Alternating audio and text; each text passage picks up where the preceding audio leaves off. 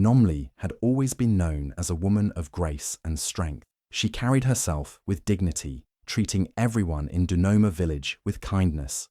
As the wife of Obade, one of the wealthiest traders in the village, she had a life many envied. But behind the high walls of their grand home, things were not as perfect as they seemed. In the early years of their marriage, Obade was a loving and devoted husband. He would bring home gifts from his travels, hold her hand as they walked through the village, and whisper promises of forever. But over time, something changed. He started coming home late, making excuses about work. His once warm eyes became distant, his touch cold.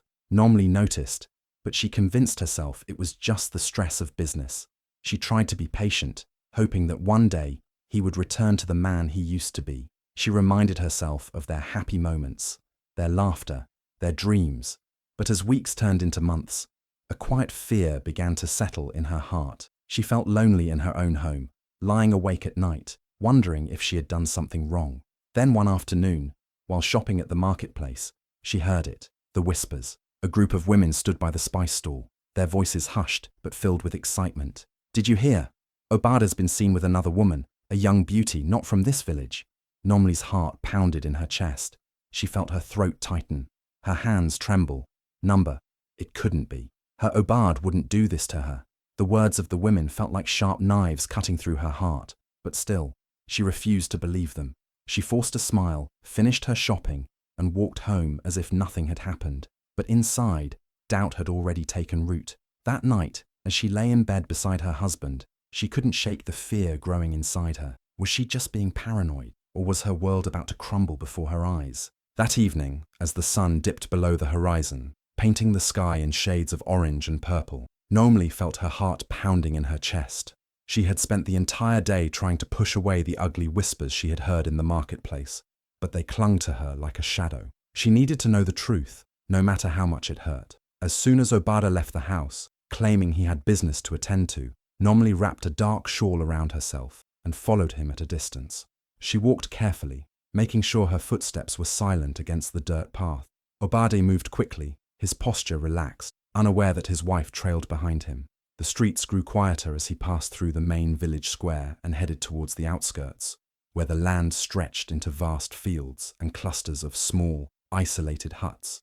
Nohmli's stomach churned as she watched him stop in front of a tiny hut at the edge of the village. The door creaked open, and a slender figure appeared in the dim lantern light. A woman. She had long, flowing hair, smooth skin that gleamed under the faint moonlight, and eyes that held a mysterious glow.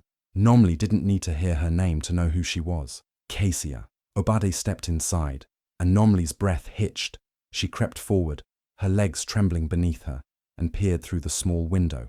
What she saw made her heart shatter into pieces. Inside the hut, Obade stood close to Kezia, his hands resting on her waist as he whispered something that made her laugh softly. His expression was warm, filled with the tenderness that Nohmli had not seen in years. He leaned in, brushing a strand of hair from Kezia's face before pressing a gentle kiss against her forehead. Nohmli's fingers dug into the wooden windowsill. A rush of emotions flooded her. Anger, betrayal, sadness, disbelief. How could he do this to her? After everything they had built together, after all the years she had stood by his side. Tears blurred her vision, but she refused to cry. Not here, not while they were inside, wrapped in each other's arms, unaware that the woman he had betrayed was standing just outside, watching her world crumble before her eyes. She stumbled backward, her breath coming in short gasps. The air felt heavy, suffocating. Her hands trembled as she clutched the shawl tighter around herself, willing herself to stay strong. She had seen enough. Turning away, she walked back home, her body moving on its own while her mind swirled in chaos. Each step felt heavier than the last. By the time she reached her house, her legs nearly gave out beneath her. She collapsed onto the bed, staring up at the ceiling, her heart beating painfully in her chest. Sleep did not come to her that night. Her thoughts kept replaying the scene in the hut, the way Obade had touched Kezia, the way his voice had been filled with affection. She had been so blind. How long had this been going on? How many nights had she laid in bed alone while he was in another woman's arms? As the first rays of morning light crept through the window, Nohmli sat up, her decision clear. She would not stay silent. She would not pretend everything was fine. Obade had broken the sacred vows of their marriage, and he would have to face the consequences. Nohmli sat in the dimly lit room, her hands gripping the edges of her chair so tightly that her knuckles turned white. The fire in the hearth flickered, casting long shadows against the mud brick walls, but she barely noticed. Her mind was consumed by the image of Obade with Kessia, his touch tender, his voice filled with warmth, the kind of warmth he hadn't shown her in years. The sound of footsteps outside made her heart jump. She straightened her back, bracing herself. A moment later, the door creaked open, and Obade stepped inside, shaking dust from his sandals. His face was calm, as if he had just returned from another ordinary day. But tonight was not ordinary. Before he could say a word, Nohmli stood up, her voice steady despite the storm raging inside her. "How long, Obade?" Her eyes locked onto his, searching for even a trace of remorse. "How long have you been lying to me?" Obade froze for a moment, caught off guard, but he recovered quickly. He let out a tired sigh and ran a hand over his face. "Nohmli, this is not what you think." She let out a bitter laugh. "Not what I think. I followed you, Obade. I saw you with her. I saw everything." Her voice cracked, but she refused to break. "Tell me the truth. Who is Kessia to you?" Silence stretched between them like a blade. Then, instead of guilt or regret, a slow smirk crept onto Obade's face. His next words sliced through her like a knife. "She is someone I choose to be with now." Nohmli's breath caught in her throat. The air in the room felt heavy, suffocating. She had expected lies, maybe even an apology. But this was cruelty. He wasn't sorry. He wasn't ashamed. He had already made his choice. For a long moment, she simply stared at him, disbelief washing over her. The man she had loved, the man she had built a life with, was looking at her as if she was nothing more than an old chapter he was ready to close. Her heart ached, but deep beneath the pain, something else stirred. A fire, a strength she hadn't realized she still had. She would not beg. She would not weep in front of him. She lifted her chin, her voice quiet but firm.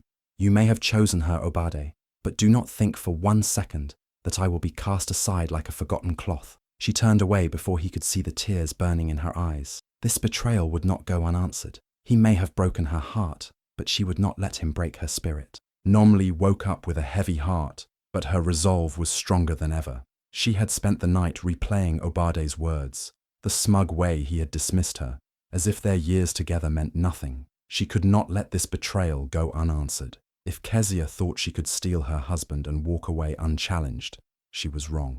As the sun rose, Nohmli wrapped a shawl around her shoulders and set out toward the outskirts of the village. The morning air was crisp, carrying the scent of damp earth and burning firewood. She ignored the curious glances of villagers as she walked past. Let them whisper. She had more important things to face. When she reached Kesia's hut, she expected hesitation, perhaps even hostility. But the door swung open before she could knock, and there stood Kessia, her long dark hair cascading over her shoulders, her lips curved into an eerie smile. "I knew you would come, Nohmli," she said, her voice smooth like silk. "Sit. We need to talk." Nohmli stiffened. How did this woman know her name? And why was she so calm? She had expected arrogance or defensiveness, but not this unsettling ease. Cautiously, she stepped inside. The hut was small but neat, the air filled with the scent of herbs and something faintly sweet. A single wooden table sat in the center, 2 cups of steaming tea already placed upon it, as if Kessia had been expecting her. "You seem very prepared for this," Nohmli said, narrowing her eyes. Kessia gestured to the chair across from her. "Sit, and you'll understand." Nohmli hesitated, then lowered herself onto the stool, her hands clasped tightly in her lap. For a moment, neither of them spoke. Kessia simply studied her, those dark eyes filled with something unreadable. Then, slowly, she leaned forward and spoke words that sent a chill down Nohmli's spine. "I am not here to take your husband." Nohmli blinked. "What?" Kessia's smile widened, but there was no joy in it. "I am here for revenge." The room seemed to shrink around Nohmli. The air grew thick, pressing against her chest.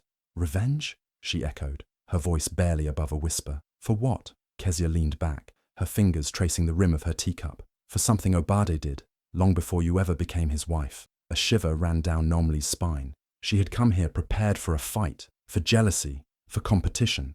But this was something else entirely. The woman sitting across from her wasn't just a mistress. She was something far more dangerous. And for the first time since discovering her husband's betrayal, Nohmli felt something unexpected, fear. Nohmli's breath caught in her throat. She had come to confront a rival, but instead, she had stumbled into something far more sinister. Kezia's words hung heavy in the air, her eerie calmness sending a chill down Nohmli's spine. Revenge? Nohmli finally whispered, her voice barely steady. Against whom? Kezia sighed, setting down her untouched cup of tea. Her fingers traced the rim absent-mindedly, as if she were pulling memories from the past. Then, she met Nohmli's gaze, her expression unreadable. Not against you, she said softly. Against Obade. Nohmli blinked. What do you mean? Kezia inhaled deeply before speaking. Years ago, long before you married him, Obade was in love with another woman, my sister Jafia. The name was unfamiliar, but the weight of it was enough to make Nohmli's stomach twist. They were inseparable, Kezia continued. They planned to marry. Jafia loved him with everything she had, but when she became pregnant, everything changed. She paused, her jaw tightening as if she were forcing back a flood of emotions. Obade abandoned her. He left her to face the shame alone. And in a village like ours, a woman carrying a child out of wedlock. You know what that means. Nohmli swallowed hard. She did know. A woman in Jafia's position would have been shunned, cast aside like a cursed spirit. Jafia tried to stay strong, Kezia went on, her voice now laced with bitterness. But the whispers, the cruelty, it broke her. She died giving birth, alone and disgraced. Nohmli felt a sharp pang in her chest. She had never known this story, never heard even a whisper of it. Had Obade buried this past so deeply that no one dared to speak of it? Kezia's hands curled into fists. I was just a child when she died, but I swore that one day I would make Obade suffer the way she did. Nohmli could only stare, her heart pounding. I spent years preparing, Kezia continued, her voice steady, as if this had been her fate all along. I studied men like him. I learned how to make them weak, how to make them crave. When I was ready, I found him, and just as I knew he would, he walked willingly into my trap. She leaned forward, her lips curling into a slow, deliberate smile. I did not come to love him, Nohmli. I came to destroy him. A cold shiver ran through Nohmli. The woman sitting before her was no mere mistress. She was a storm, patient and calculated, ready to bring ruin upon the man they both knew too well. And for the first time, Nohmli realized she might not be Kezia's enemy after all. Nohmli sat frozen, the weight of Kezia's words pressing down on her like a heavy stone. Her mind spun with emotions she couldn't quite name. Anger, sorrow, betrayal, but also something else. A strange, unsettling sense of justice. Obade had ruined an innocent woman's life. He had left her to suffer, to die alone, while he moved on, as if nothing had happened. And now, he had betrayed Nohmli too, discarding her just as easily. How many more lives had he broken without consequence? Kezia leaned forward, her dark eyes glinting with something sharp and knowing. You understand now, don't you? She murmured. He doesn't love, he takes. And when he's done, he throws away. Nohmli clenched her fists in her lap. She had spent so many years trying to be a good wife, trying to hold on to a marriage that had long since slipped through her fingers. She had begged for love, for respect, and yet, here she was, cast aside, forgotten. What do you plan to do? Nohmli asked, her voice quiet but firm. Kezia's smile was slow, deliberate. It's already begun, she said. Obade thinks he's winning, that he has me wrapped around his finger, but I've been playing him all along. Nohmli frowned. What do you mean? Kezia sat back, running her fingers along the rim of her cup. I have been taking from him, little by little, silver, gold, trade earnings. He doesn't even realize it yet, but soon he will. And by then, it will be too late. A chill ran down Nohmli's spine. She had expected fury, expected a lover's fight. But this was something far more dangerous. And then?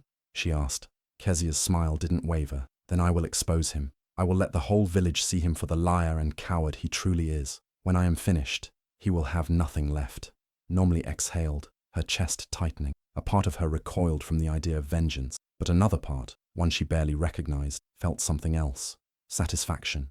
Obade had betrayed her, lied to her, disrespected her, and now she had a choice.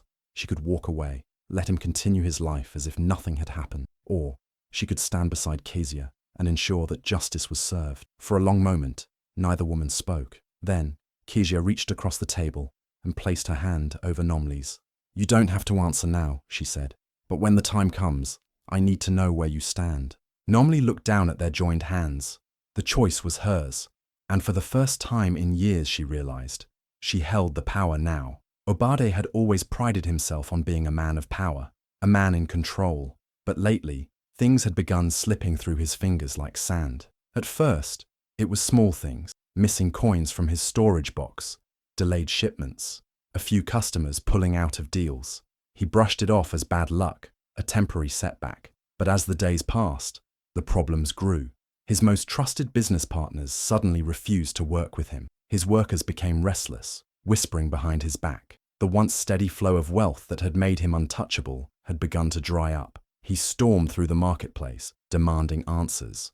"Who dares betray me?" he roared at his traders. But no one had an answer, or at least, no one was willing to give him one. The uncertainty gnawed at him, and in his confusion, he turned to the one person he believed he could trust, Kezia. She welcomed him into her hut with open arms, her soft voice soothing his growing frustration. She ran her fingers through his hair, whispering sweet reassurances. "It's just a rough time, my love," she murmured. "Things will turn around." And Obade, blind in his arrogance, believed her. One evening, Kezia greeted him with a playful smile. "I have a surprise for you," she said, her voice filled with excitement. Obade's curiosity was piqued. A surprise? Perhaps she had found a way to help him reclaim his power. Perhaps she was proving her devotion, unlike his weak and useless wife, Nohmli. Without hesitation, he followed Kezia as she led him through the winding village paths. The sun was setting, casting long shadows over the land, and a cool breeze whispered through the trees. "Where are we going?" he asked, his impatience creeping in. Kezia only chuckled. "Be patient, Obade. You'll see soon enough." They walked until they reached the heart of the village, the bustling square where traders, elders, and villagers gathered every evening to exchange news and goods. Obade frowned. "Why here?" Kezia turned to him, her smile widening, but there was something different in her eyes now, something unreadable.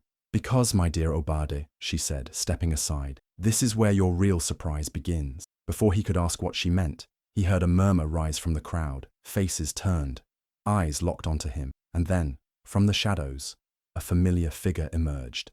Nohmli. She stood tall, her expression unreadable, her presence commanding, and beside her was the village chief, flanked by elders, all of whom bore grave expressions. Obade's heart pounded in his chest. Something was very, very wrong, and for the first time in his life, he felt something unfamiliar. Fear. The murmurs in the village square grew louder as more people gathered, their faces filled with curiosity and confusion. Children clung to their mothers, elders stood with arms crossed, and traders paused their business, sensing that something important was about to unfold. Obade, still unaware of the storm about to hit him, turned to Kezia with a scowl. "What is the meaning of this?" he demanded, but Kezia did not answer him. Instead, she stepped forward, lifting a bundle of papers high above her head. Her voice, clear and unwavering, rang through the air. "People of Nohmli, you know Obade as a wealthy trader, a man of influence, but do you know the truth of his past?" The crowd murmured, exchanging puzzled glances. Obade's expression darkened. "Kezia, enough of this nonsense. Let's go." But Kezia ignored him. She took a deep breath, her gaze sweeping over the crowd before fixing on the village elders. Many years ago, Obade swore to marry a woman named Jafia. He made promises of love, of a future, but when she carried his child, he abandoned her, left her to face shame alone, and when she died giving birth, he never once looked back. A stunned silence fell over the village square. Then, gasps. Obade's face drained of color. "Lies!" he shouted. "This woman speaks lies!" But Kezia was not done. She unrolled the bundle of papers, holding them up for all to see. "These are the records from my sister's family, from the midwives who tried to save her, from those who witnessed her pain. The truth is written in these pages." The village elders stepped forward, their expressions grave. One of them, Elder Gomo, took the papers from Kezia's hands and scanned them. His frown deepened with every line he read. When he finally looked up, there was no doubt in his voice. "Obade, these documents confirm Kezia's words." He turned to the crowd. "This man betrayed a woman, abandoned his own child, and let her die without remorse." Shouts of disbelief and anger erupted from the villagers. Obade took a step back, his mind racing. How? How had his past come back to haunt him? His eyes darted to Kessia, now standing tall with triumph in her gaze. He had thought she was just another woman, someone to entertain him. He had never imagined she had come with a purpose. From the sidelines, Nohmli watched everything unfold. A part of her felt justice had been served, but another part felt empty. This was the man she had once loved, the man she had built a life with, and now, as she looked at him, she realized he was nothing but a stranger. Obade's heart pounded in his chest as he turned desperately to the elders. His once commanding voice was now shaky, desperate. "Elders, please, you must listen. I was young. I made a mistake, but I have changed. I have built a life, a business. You cannot take that away from me." But the crowd was unmoved. The same people who had once admired him now looked at him with disgust. Murmurs of disappointment rippled through the square. Elder Majuba, the oldest and most respected of them all, stepped forward. His eyes, wise and piercing, bore into Obade. A man is not judged by the wealth he builds, but by the lives he destroys along the way. He turned to the villagers. This man dishonored a woman, abandoned his own child, and lived as if the past would never find him. But the past never stays buried. The villagers nodded in agreement. A few shook their heads in shame. Others whispered angrily. Obade fell to his knees. "Please, Elder Majuba, give me a chance to make things right." But Majuba's voice was firm. "Your punishment has been decided." The elders gathered, speaking among themselves. Then Elder Majuba raised his hand, signaling for silence. "Obade, your business rights are hereby revoked. You will no longer trade in this village." A gasp rippled through the crowd. For a man like Obade, whose entire life had been built on wealth and power, this was a fate worse than death. Elder Majuba continued, "All that you have left, your home, your goods, your land, will be given to the child you abandoned, the child of Jafia." Obade's eyes widened in shock. "What child?" Kessia stepped forward, her eyes blazing with triumph. From behind her, a young boy, no older than 10, walked forward hesitantly. His resemblance to Obade was unmistakable. "Meet your son," Kessia said coldly. "The boy you never cared to know. The boy who will now inherit everything you once owned." Obade stared in horror. He had never even considered that Jafia's child had survived. And now, everything he had built, everything he had taken pride in, was being handed over to him. Elder Majuba's voice rang through the square one final time. "Obade, you are no longer welcome in Dunoma. You are banished from this village. Leave now, and never return." The villagers turned their backs on him, one by one, shunning him completely. Nohmli watched in silence as Obade, the man she had once loved, stood alone. His shoulders slumped, his face filled with despair. She felt no joy in his suffering, but she did feel something else: closure. The man who had betrayed her was now nothing more than a shadow of his former self, and she, for the first time in years, felt free. As the dust of Obade's downfall settled, Kessia stood at the edge of the village, a small bundle of belongings slung over her shoulder. Her mission was complete. She had spent years planning this moment, and now that it was over, she felt strangely empty. Revenge had been her only purpose for so long. What was left for her now? She turned one last time to look at Dunoma, the village that had been her battlefield. She was ready to walk away, to disappear into the world. But then a familiar voice called out behind her. "Kessia, wait." She turned to see Nohmli standing a few steps away, hesitation in her eyes. "Where will you go?"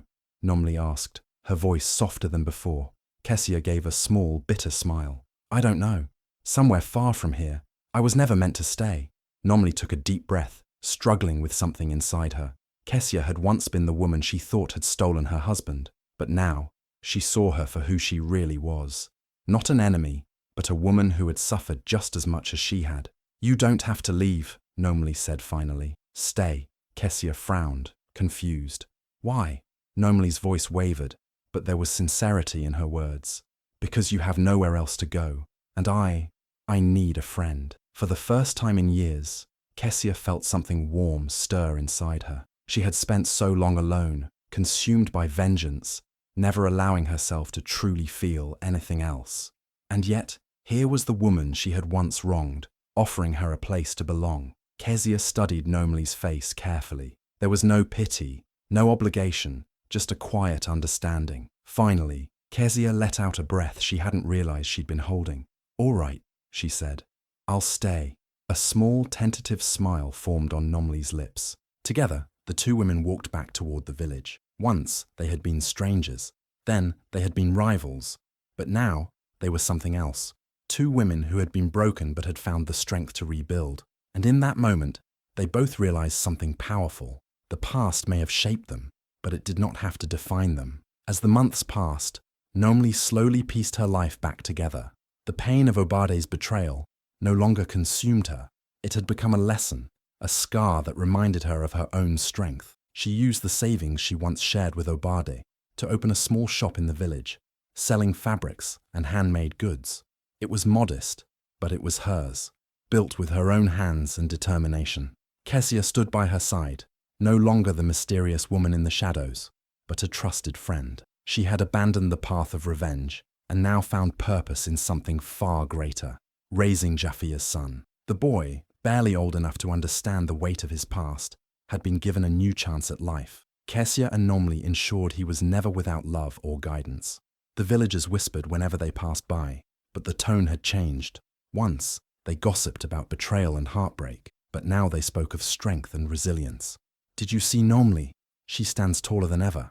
And Kezia? She came for vengeance but found a new home instead. Nohmli learned that true strength was not in holding on to anger, but in moving forward. She no longer cared about the man who had wronged her. He was a mere shadow of the past.